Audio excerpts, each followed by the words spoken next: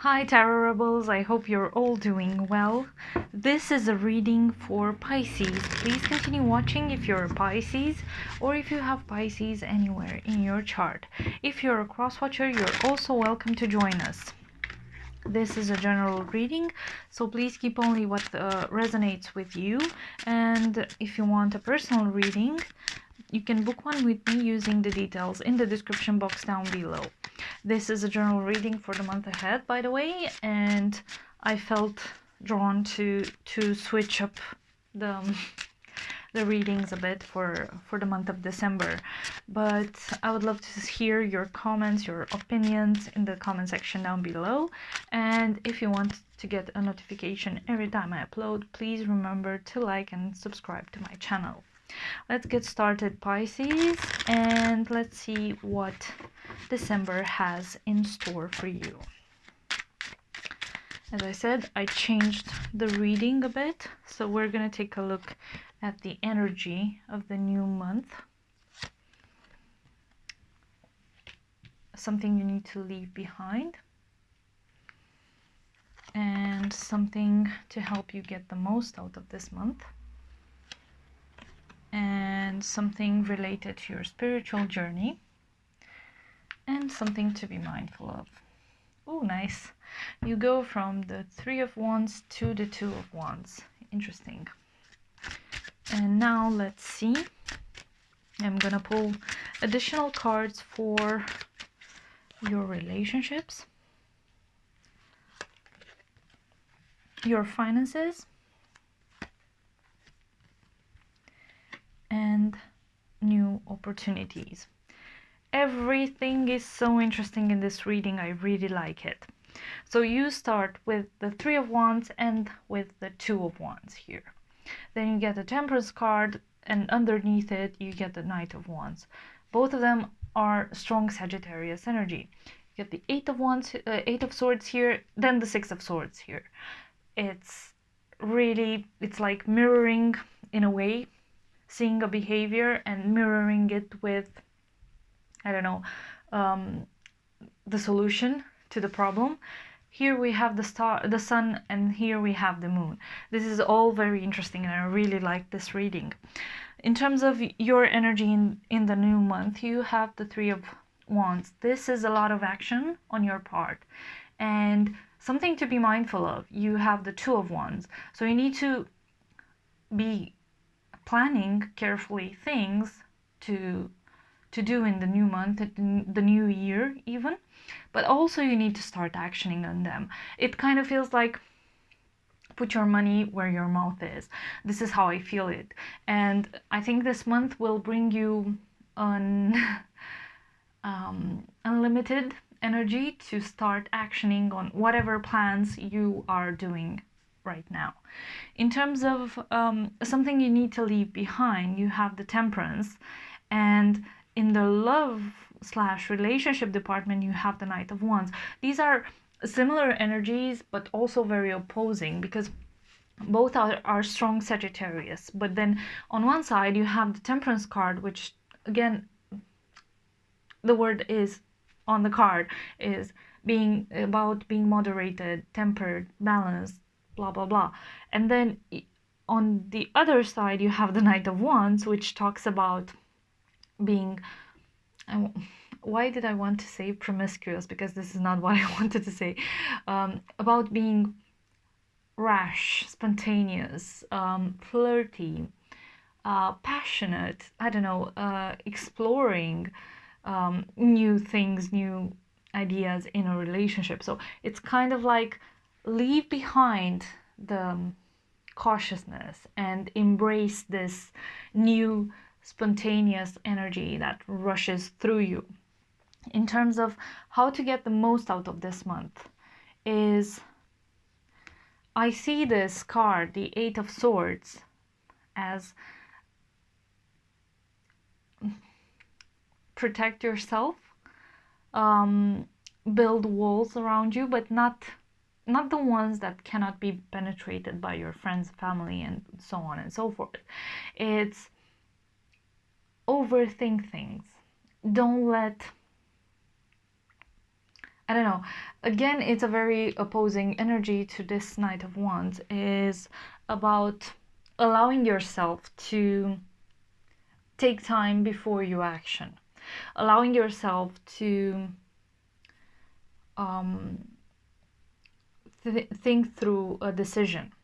And then in the finance department, you have the Six of Swords, which talks about leaving something behind. So some of you might not be super happy with what happens at work, and you might decide now is the time to prepare my leaving, my walking away. And with the Eight of Swords here, it's quite telling for me. I don't know if you see it, but it's like I'm gonna wait, I'm gonna ride this wave, and then I'm gonna leave, something like that. This is how I read these two cards together. In terms of your spiritual journey, you get the Sun, and then for the new opportunities, you get the Moon. There's some enlightenment there from these two cards coupled together, but there's also enlightenment coming from the Sun. It kind of feels like in December your eyes will be wide open and you'll see things clearly, and you'll see things in a different light, something that you've never done before. And with the new opportunities and the Moon card, the Moon is the planet, I don't want to call it planet, but let's call it like that. The Moon guides you, and it helps you tap into that intuition, and it helps you see things in a way, in a different perspective that you've never even thought of. And couple that with the Sun, I think right now you're ready to embrace a spiritual development that you've never even thought of before. Let's try and clarify some of these cards. Let's see, what will the new month bring you? The Ace of Wands, the Fool, and the Four of Cups. It's gonna be, the energy in the new month is gonna be very, it's gonna make you very accepting of new things, because you have both the Ace of Wands and the Fool here, and then you have the Four of Cups, which talks about luxury and being gifted a lot of things, and it feels like you're ready to embrace whatever gifts are coming your way. Let's clarify the Two of Wands in the same vein. Let's see, you get the Chariot, the Seven of Swords, and the Three of Pentacles. So this planning needs to be done carefully.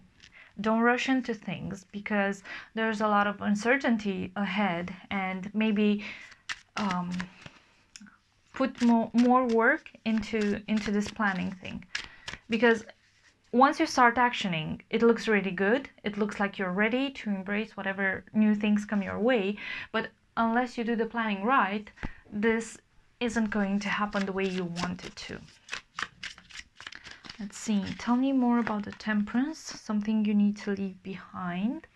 Get the Queen of Cups, the Two of Pentacles, and the Three of Swords. So this might be a situation with a fellow water sign. So think of Cancer, Scorpio, or even another Pisces. A change is coming your way, and because you need to let go of this sorrow, you need to balance yourself emotionally and heal yourself from this situation, because it clearly doesn't serve you. Let's see. One card for the Knight of Wands.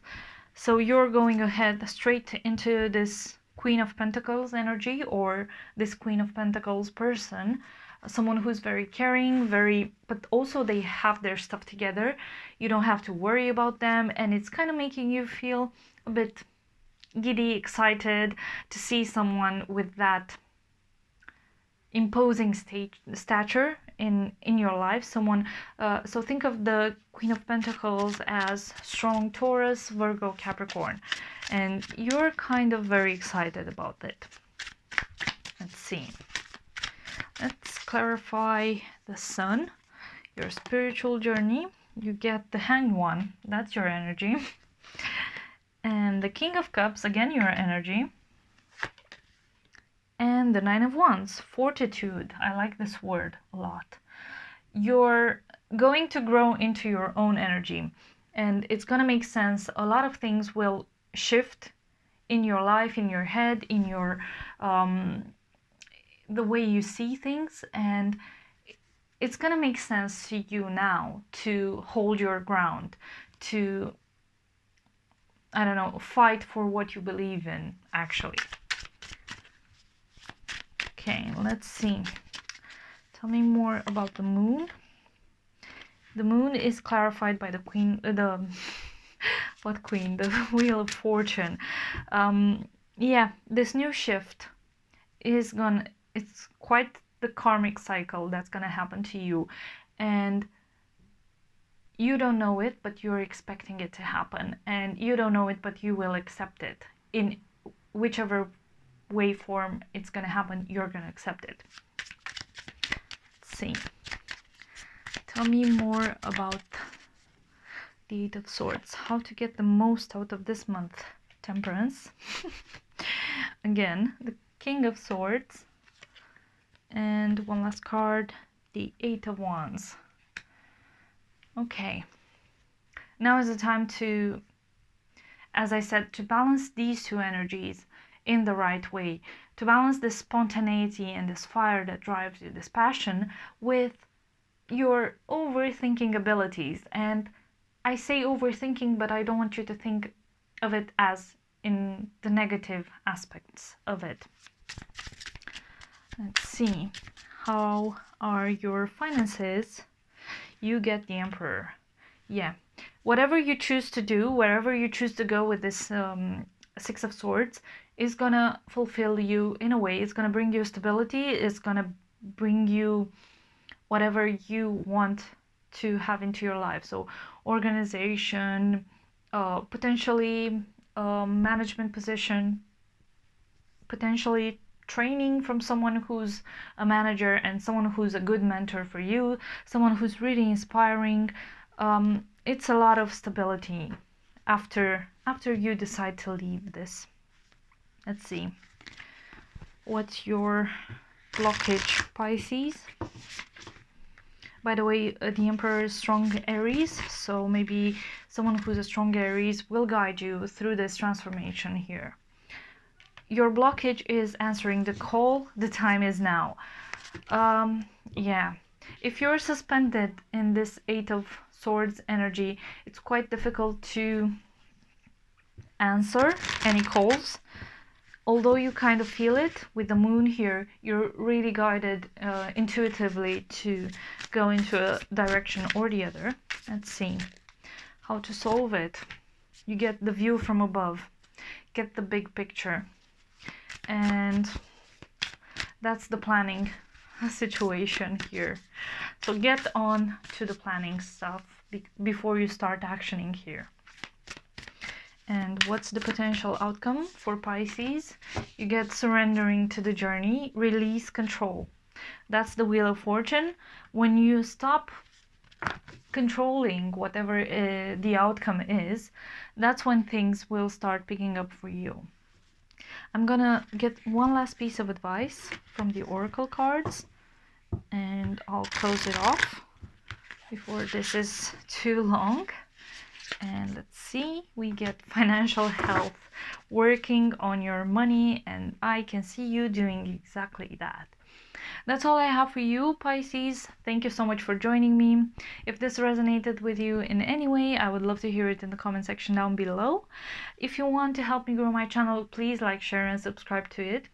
And if you want, you can follow me on Instagram, on Facebook, on my website, and the links are in the description box down below. Thank you so much, and I hope to see you next time.